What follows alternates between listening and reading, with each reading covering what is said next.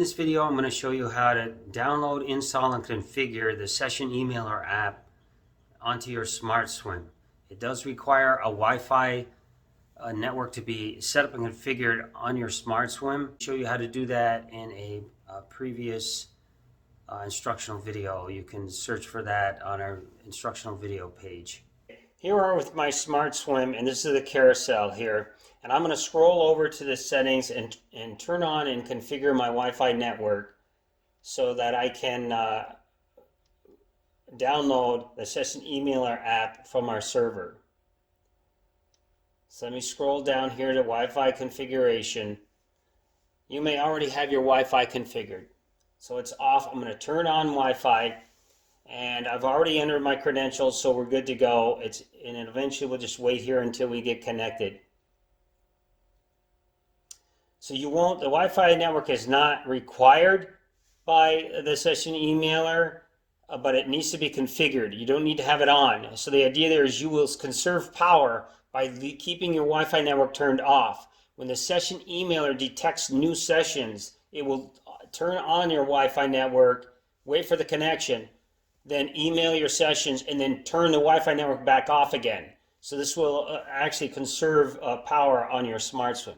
So there we are connected to our Wi-Fi network. I'm going to exit out and we'll go over here to apps and updates.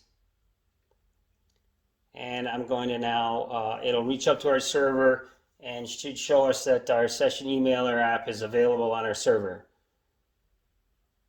You can do this through the apps and updates option on the pairing app, or in this case, I'm doing everything from my SmartSwim. Okay, there's that. And this is the icon you'll see on the desktop. You see that icon on, on your carousel after we do this install. So we select OK. Installing the update. And we're successful. So you can see there that Session Emailer is installed. So we'll go back to the carousel. And now you see the Session Emailer icon and you're ready to go to configure the Session Emailer. So let's open up the Session Emailer, and you can see there's 4 fields. Essentially, you have the Enable Emails field, you have the Full History field that you can turn on and off, and then you have your primary email address. That'll be where your email address will go, and then you have a CC email. We allow you one extra email, like coach or trainer or somebody else that you want to include in all of your session files or session reports CC'd on that email. When you enable the service, it's going to run in the background. So let me go up there now. And if I try to do this without a valid email, it's going to tell you need to enter a valid email address. So we can go down there now, and I will enter. I'm going to move to the cursor to that field. I'm going to press select, and a keyboard is going to come up, and I'm going to type in my email address. So let me go do that now. C. And you see we'll scroll the keyboard.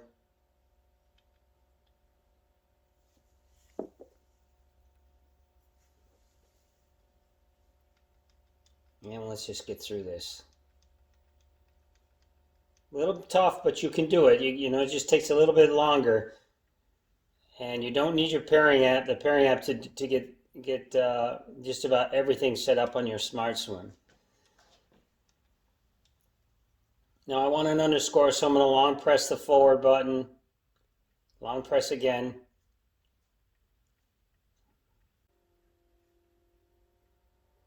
Special characters. Again. Back to letters. And that's that. So we'll dismiss the soft keyboard.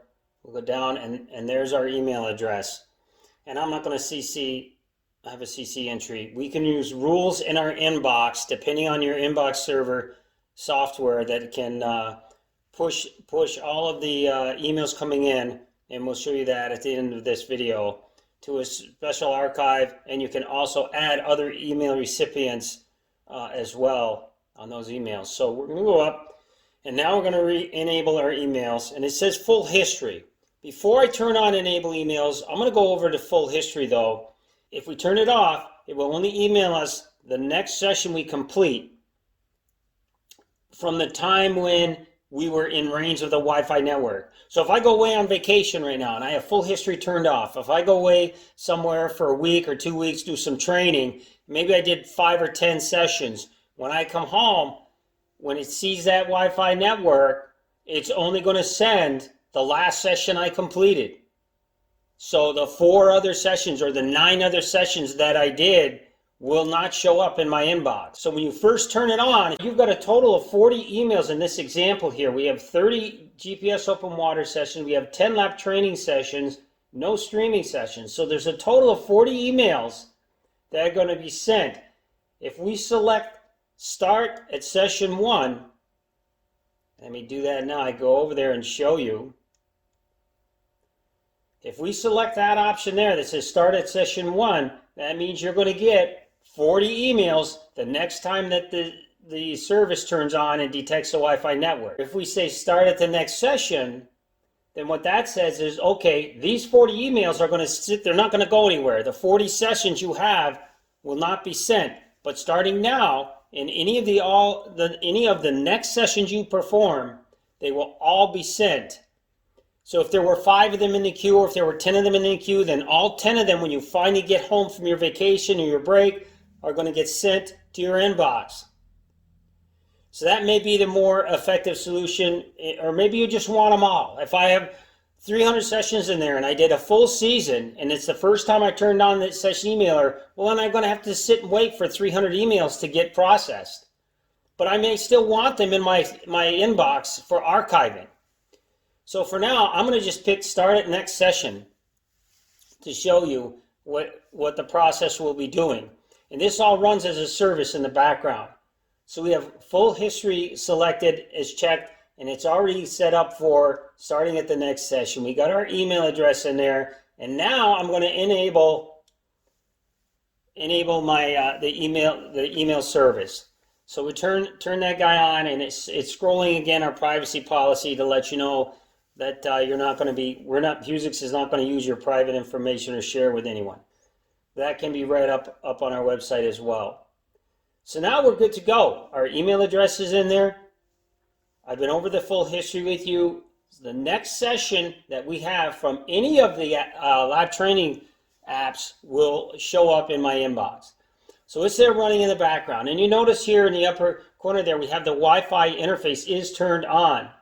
So I'm going to go over there to conserve power, and I'm going to turn that off. So I go up to system settings. We go down to Wi-Fi, and I'm just going to turn off the Wi-Fi interface. So we know the network's configured, but the Wi-Fi interface is turned off now. We're going to conserve power. This will allow me to get longer swims in if I'm doing, say, open water GPS swims, 3-4 hour swims. Okay, now what we're going to do is we're going to run the lab training session and simulate a 50-yard pool. We're going to simulate a session to show what this will look like after you get everything set up and configured. So we're going to load up our lab training app. It's going to sit here and we're going to begin our session. This is session 12. So I press start, and again, we're just simulating this on dry land. But anyway, we'll do like a 10-second swim here. But the idea is at the end of this session, we're going to save it, and you'll see the Wi-Fi interface to get turned on here once we're finished saving this. So we finish that, 50 yards, 11 seconds, whatever. We hit stop, and then we're going to save session 12. We hit save, and if you keep watching here, you'll see in a little bit that the Wi-Fi interface will get turned on, and the system will email session 12.